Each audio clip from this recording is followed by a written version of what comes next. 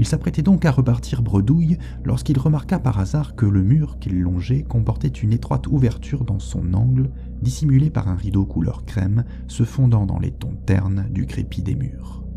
Dans la lumière chétive, l'illusion d'optique était presque parfaite, et il ne l'aurait jamais découverte autrement qu'en passant tout à côté comme il venait de le faire. En outre, il n'avait normalement rien à faire dans ce coin de la cave, et par conséquent, il n'aurait jamais dû trouver ce petit passage.